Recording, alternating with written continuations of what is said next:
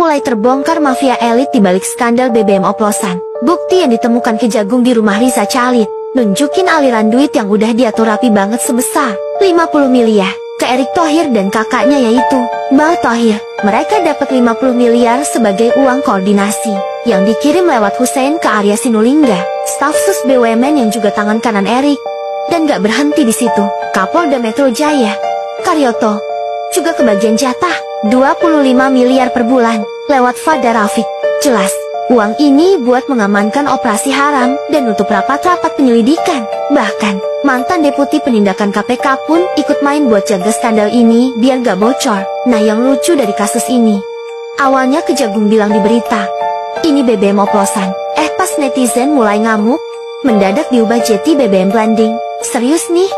Ada yang panik di belakang layar? Atau ada gesekan antara Kejagung dan KPK saling ancam buku dosa masing-masing institusi dan ngelindungin Thohir bersaudara ini?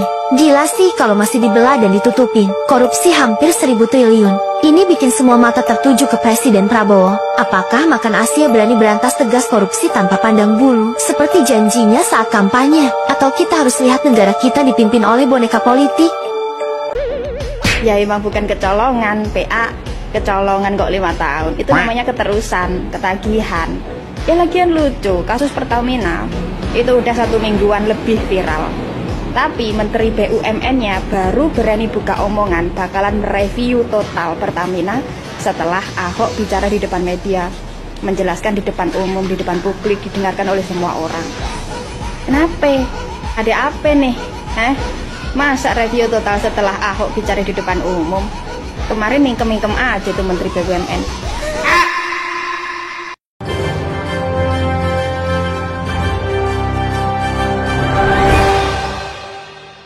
Assalamualaikum warahmatullahi wabarakatuh. Menteri BUMN Erick Thohir lagi mendapat sorotan dari masyarakat maupun netizen ya. Ya pasalnya kita lihat kemarin yaitu Pertamina terkena skandal kasus dugaan korupsi dengan angka yang fantastis mencapai 1.000 triliun lebih. Dan ini gila banget ya, korupsi di Indonesia tertinggi sepanjang sejarah mencapai 1 kuadran triliun. Mantan Sekretaris Kementerian BUMN yaitu Said Didu mengkritik keras Menteri BUMN Erick Thohir ini. Jadi Said Didu ini ya menulis di akun X-nya, Pak Erick Thohir, Bapak sudah banyak merusak BUMN seperti 1. Menggunakan BUMN untuk kepentingan pribadi, 2. Menempatkan orang seenaknya, 3. Konflik kepentingan bisnis saudara di BUMN, 4. Gunakan BUMN untuk kepentingan politik. Akhirnya BUMN hancur. Jadi Said Didu menilai skandal korupsi Pertamina yang mencapai 1.000 triliun kemarin ini ya tidak mungkin hanya melibatkan Direktur Pertamina Patraniaga saja. Pasti ada orang lain ya di belakangnya seperti Erick Thohir. Banyak masyarakat maupun netizen mengkehendaki Erick Thohir ini supaya Prabowo segera mencopot. Erick Thohir ini harus bertanggung jawab atas kasus yang terjadi di Pertamina. Jadi bentuk pertanggungjawaban daripada Erick Thohir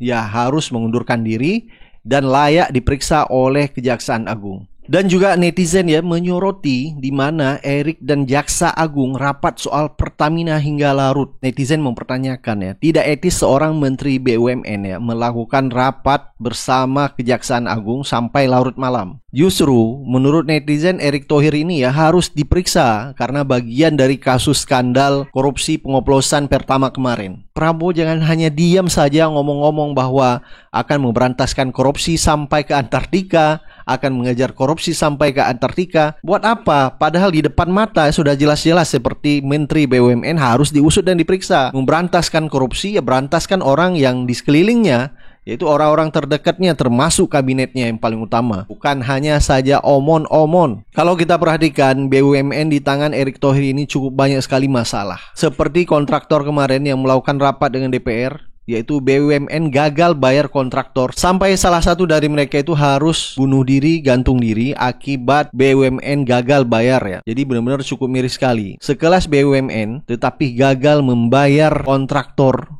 ya. Ini benar-benar ditipu habis-habisan oleh BUMN sebagai pejabat yang gagal dalam menjalankan amanah, tugas dan kewenangan. Jadi sebaiknya seperti Erick Thohir ini ya mundur dan layak dicopot atau dipecat oleh Prabowo.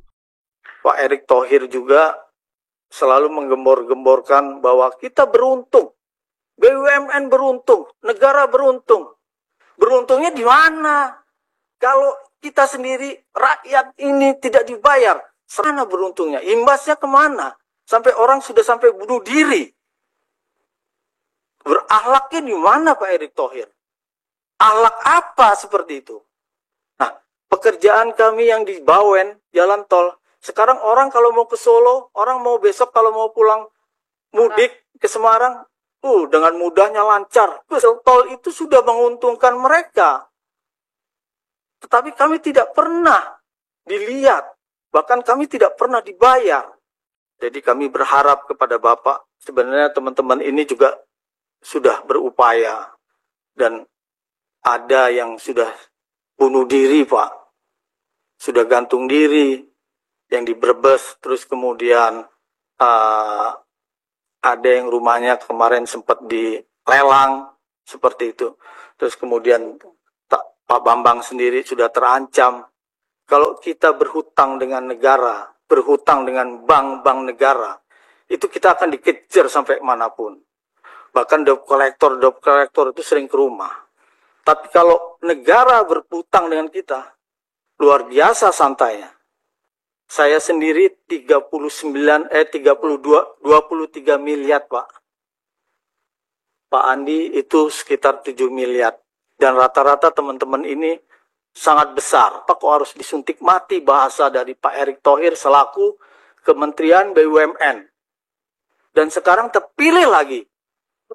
Ini lebih sadisnya lagi Pak. Kenapa kami ini sebagai korban? Kenapa kami ini tidak bisa dibayar?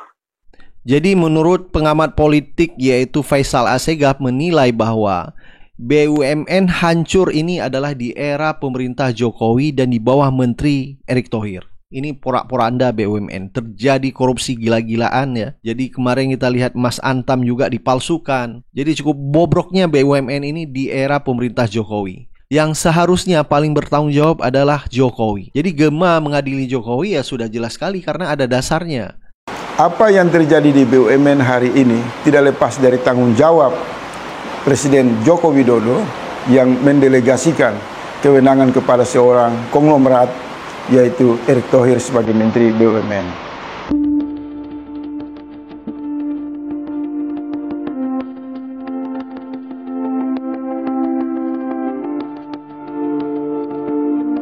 Erick Thohir tidak bisa mencuci tangan atau melepas diri dari tanggung jawab atas kehancuran badan usaha milik negara yang satu demi satu digerogoti selama era kepemimpinan rejim Jokowi. Dan sangat memprihatinkan seorang Menteri BUMN Erick Thohir yang menyaksikan kehancuran ini kemudian seolah-olah menjadi perkasa, menjadi seolah-olah cuek, seolah-olah tidak bertanggung jawab. Mestinya sebagai orang yang memiliki moral, sebagai seseorang pejabat gagal di dalam menjalankan amanah, tugas dan kewenangan, mundur. Anda tidak layak untuk terus bertahan menjadi Menteri BUMN. Keluar kamu dari situ. Anda benar-benar bajingan. Anda benar-benar busuk. Anda sudah gagal. Anda hanya sibuk dengan urusan-urusan bisnis, kepentingan keluarga dan kelompok Anda. Anda sibuk menggunakan seluruh fasilitas negara untuk meraih pencitraan demi kepentingan politik pragmatis, dan di waktu yang sama BUMN kita yang menjadi aset strategi negara, yang menjadi milik rakyat, satu persatu hancur berantakan. Isinya penyamun, isinya pencuri, korupsinya puluhan bahkan ratusan triliun. Anda segera melepaskan jabatan Anda, keluar sejauh mungkin dari lingkar kekuasaan dan serahkan diri kepada aparat. Rakyat sudah sangat muak melihat perilaku kepemimpinan gaya koruptif di dalam manajemen tata kelola BUMN. Semakin lama Anda bertahan di sana, maka publik berkesimpulan ada kepentingan pribadi dan kelompok untuk terus bertahan dengan menggerogoti satu demi satu BUMN yang menjadi santapan kolusi, korupsi, dan nepotisme. Memalukan, sangat biadab dan brengsek. Ini harus dihentikan. Presiden dan aparat penegak hukum harus bertindak tegas. Segera tangkap Erick Thohir, Boy Thohir, dan seluruh kelompok yang selama ini menjadikan BUMN seolah-olah menjadi kepentingan pribadi dan kelompoknya. Kurang ajar, brengsek kalian semua. Dalam pengelolaan BUMN, pasal 14. Lebih sakti lagi pasal 3A undang-undang yang baru. Pasal 14 undang-undang BUMN yang lama, karena konteks kasus ini lama, yang paling bertanggung jawab pengelolaan ini semua adalah Menteri BUMN. Kebetulan, Menteri BUMN sekarang dan Menteri BUMN yang dulu, orang yang sama. Dalam konteks pertanggungjawaban pemberantasan korupsi, ini orang jangankan diminta pertanggungjawaban hukumnya, pertanggungjawaban moralnya harus ada, harus mundur. Menteri yang disukai oleh Bang Ade atau tidak, saya tidak tahu, tapi dia sama sekali tidak menunjukkan konsep pertanggungjawaban pejabat negara dalam konteks ini. Anak buahnya maling habis-habisan, 190 triliun, kalau dikomplitkan kerugian Mohon maaf keuangan. Bung Ferry, bukan hanya satu loh ya. Ya. Di banyak BUMN kan terjadi ayat. Oh iya Bang. Kita fokus ke sini dulu. Kalau kerugian keuangan negara yaitu 1 kuadriliun itu dipikirkan apa yang bisa dilakukan, saya tidak terbayang berapa kali pemilu kita bisa lakukan. Kita bisa ganti-ganti presiden gitu ya. Tapi sekali lagi kita harus pahami konteks tabiat korupsi ini. Kalau mau kita bagi ya konsepnya, kan ada ya political corruption. Sifatnya adalah kekuasaan yang disimpangkan untuk mendapatkan keuntungan pribadi. Bang Rey benar sekali, keuntungan pribadi dalam kasus korupsi tidak hanya di Indonesia Bang Rey, semuanya kalau sudah bicara political corruption pasti tidak sendirian. Nggak mungkin sendirian. Di mana uang 190 triliun itu disimpan? Di sebuah perusahaan gitu ya. Kalau tidak semua orang terlibat, sulit sekali. Jadi untuk menutupi ya, maling besar ini, semua orang harus diupayakan terlibat. Mari bayangkan ada orang yang berkuasa penuh, tapi seolah-olah tidak tahu. Itu konteks pasal 14, pasal 5, itu jadi aneh. Saya sepakat dengan Kejaksaan Agung bahwa ada peluang periksa Erick Thohir terkait korupsi PT Pertamina Patraniaga. Mengingat selama beliau menjadi seorang menteri, ada banyak kasus di BUMN yang bermasalah. Coba kita lihat ya. Nah, setidaknya ini beberapa BUMN yang bermasalah. Mulai dari PT Timah, Garuda Indonesia, PT PN, Krakatau Steel, Asabri, Jiwasraya, Waskita Karya, dan menterinya siapa? Ya Pak Erick Thohir. Sudah selayaknya dan sudah sepatutnya Pak Erick Thohir ikut diperiksa, dimintai keterangannya. Kalau misalkan memang ada salah, ya ditindak dengan tegas. Tapi kita kan sering bertanya-tanya ya, biasanya sih kalau ada di dalam lingkaran pemerintahan kok cenderung aman. Nah kita tinggal tunggu saja apakah Kejaksaan Agung akan berlaku sebaliknya dan menunjukkan keadilan yang seadil-adilnya. Kita tunggu ya teman-teman. Mungkin ada yang anggap saya itu macan ompong di Pertamina karena nggak jadi dirut. Tapi kalian tunggu, waktu akan berputar. Semua catatannya akan saya pegang. Satu hari ganti rezim, kok penjarain kalian semua sini. Kalian ingat baik-baik kalimat saya direksi. Saya boleh keluar dari sini, tapi catatan yang saya punya, kalau rezim betul-betul mau membereskan negeri ini dari korupsi di migas dan Pertamina, saya berani jamin, saya dengan data ini akan penjarakan kalian semua.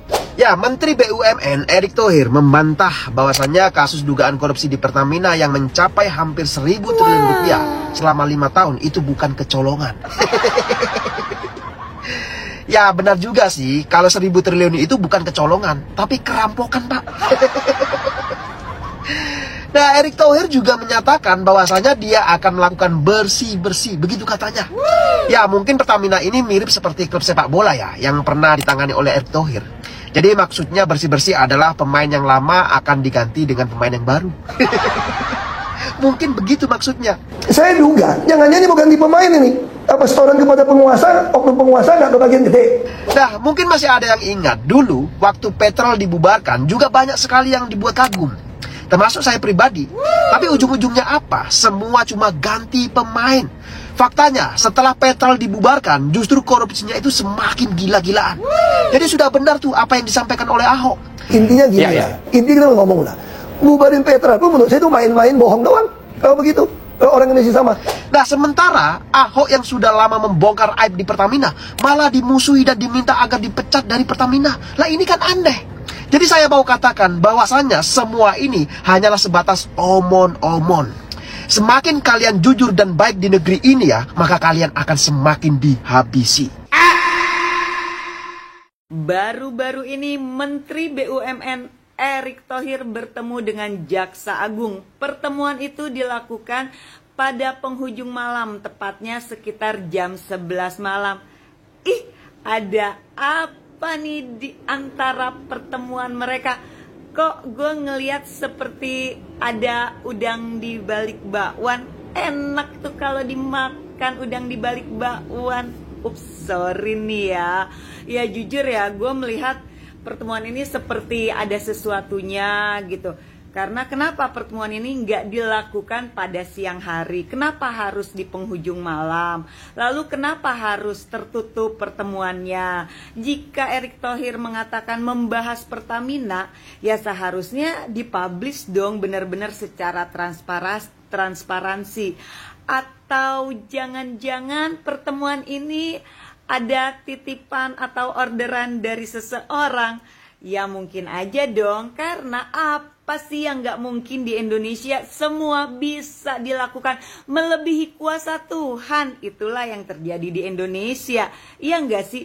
Kita lihatlah kelanjutannya seperti apa.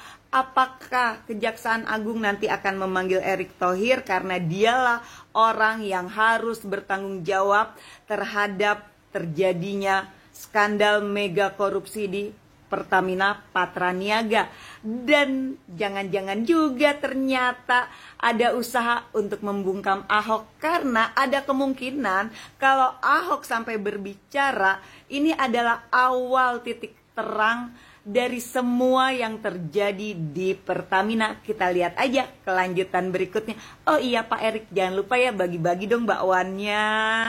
Halo guys, ada update soal Pertamina lagi nih. Jadi telah dilakukan atau terjadi pertemuan larut malam antara Menteri BUMN Erick Thohir dan Jaksa Agung Sanitiar Burhanuddin pada 1 Maret 2025.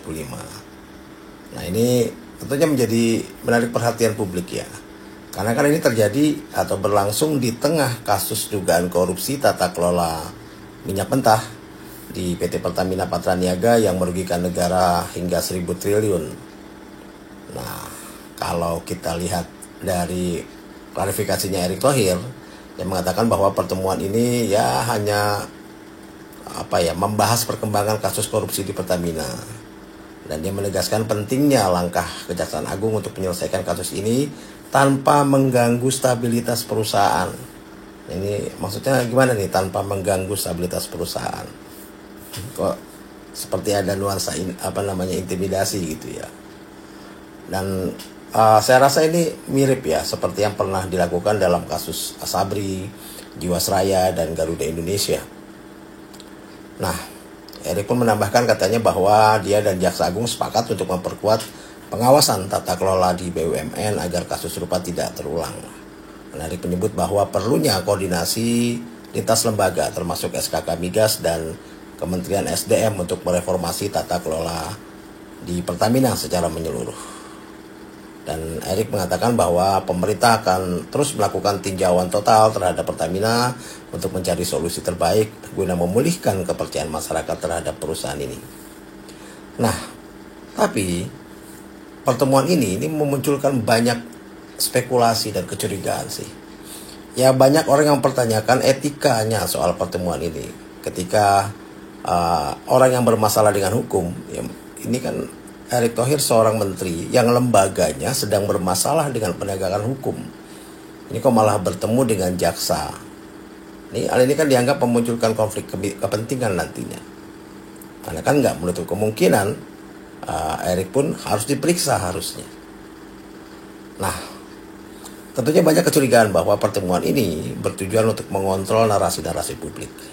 Terutama terkait, saya rasa sih masih ya ada hubungannya lah dengan video Ahok kemarin ini ya, yang jadi komisaris utama Pertamina yang kita tahu sangat vokal dalam memberikan kritik terhadap tata kelola perusahaan. Nah, meskipun Erick menolak soal tudingan negatif terkait pertemuan tersebut, dia mengatakan bahwa langkah ini adalah bagian dari komitmennya untuk mendukung penegakan hukum dan memastikan keberlanjutan operasional di BUMN tanpa gangguan kasus besar seperti ini. Ya, meskipun sudah diklarifikasi seperti ini, tapi ya sulit sekali untuk tidak melihat ini sebagai sesuatu di tengah penyelidikan kasus besar seperti ini. Ya, semoga saja kita berharap bahwa proses hukum bisa berjalan transparan tanpa adanya intervensi atau kompromi ya, yang dapat merugikan kepentingan negara kita. Makanya kenapa orang takut saya jadi dirut demo-demo? Kalau saya jadi dirut, saya bisa langsung pecat tuh dirut subholding. Karena untuk ke notaris saya yang putuskan. Dan saya tidak pernah takut sama Menteri BUMN manapun. Sama saya benar. Kenapa saya dikurung tidak boleh jadi dirut? Janjikan saya jadi dirut untuk membereskan. Makanya saya hanya bisa melakukan sebabnya bisa saya awasi. Saya sering ngancam mereka secara kasar kok. Karena yang anggap saya nggak berdaya hari ini ya. Mungkin ada yang anggap saya itu macam om-om di Pertamina karena jadi dirut. Tapi kalian tunggu, waktu akan berputar. Semua catatannya akan saya pegang. Satu hari ganti rezim, kau penjarain kalian semua. Dan ingat baik-baik kalimat saya direksi. Saya boleh keluar dari sini, tapi catatan yang saya punya, kalau rezim betul-betul mau membereskan negeri ini dari korupsi di migas dan Pertamina, saya berani jamin, saya dengan datanya akan penjarakan kalian semua. Makanya saya harap, ini kasus bukan cuma si Rifa Siahaan Patra Niaga kok. Mana mungkin? Saya kira oknum BPK bisa terlibat, ada yang audit kok. Ini bukan bilang, ini ada tangan yang berkuasa ikut main kalau menurut saya gitu loh. Di Republik ini. Ini bisa jadi lebar kemana-mana kasusnya kok dibongkar. Saya senang banget ini. Ya. Saya kasih contoh begini. Ya. Saya agak emosi nih soal ini. Saya di sini bukan mau mendefend Pertamina atau siapapun. Saya ingin masyarakat itu mengerti bahwa akar masalah Republik Indonesia adalah korupsi dan kemunafikan. Jadi orang semua saling sandra menyandra, ada dikasih jabatan wewenang. Makanya saya kenapa begitu ngotot ke LKPP. Saya dengar isunya, kita ini butuh 800.000 lah, kira-kira BBM dan minyak mentah impor. Isunya itu bisa bagi-bagi sampai $2-4 per barrel. Nah kalau yang paling berkuasa $2 per barrel, itu 1,6 juta. Makanya saya bilang, pemerintah saat ini, kalau tidak mau memperlakukan e-katalog di LKPP pengadaan bahan migas, saya berani jamin cuma mau ganti pemain. Ada yang mau makan itu uang. Oke. Saya mau tegaskan seperti itu aja. Saya mesti ngomong jujur ya. Banyak sekali pembangunan kilang itu salah. Termasuk kilang Balikpapan, kalau diperiksa banyak masuk penjara. Bagi saya sederhana. Kalau pemerintah sekarang mau membereskan soal Pertamina, membereskan soal pengadaan, taruh di atau LKPP. Kalau Anda tidak kasih, semua orang curiga Anda sedang mau ganti pemain. Kalau ini berlalu seperti ini hanya ganti pemain. Kita tahu dong. Mau kasus PT Timah, mau siapa? Kalau masih sama kejadiannya, ada ganti pemain. Pasti kan Undang-Undang Nomor 7 tahun 2006. Hasil ratifikasi konvensi PBB melawan korupsi. Di situ ada prinsip illicit inducement. Kalau kekayaan kamu itu tidak bisa buktikan pajak yang Anda bayar, sita buat negara. Terakhir, Pak. Tapi butuh PP dong. Pertanyaan saya, berani nggak SBY dan Jokowi keluarkan PP-nya? Termasuk Pak Prabowo keluarkan PP-nya aja.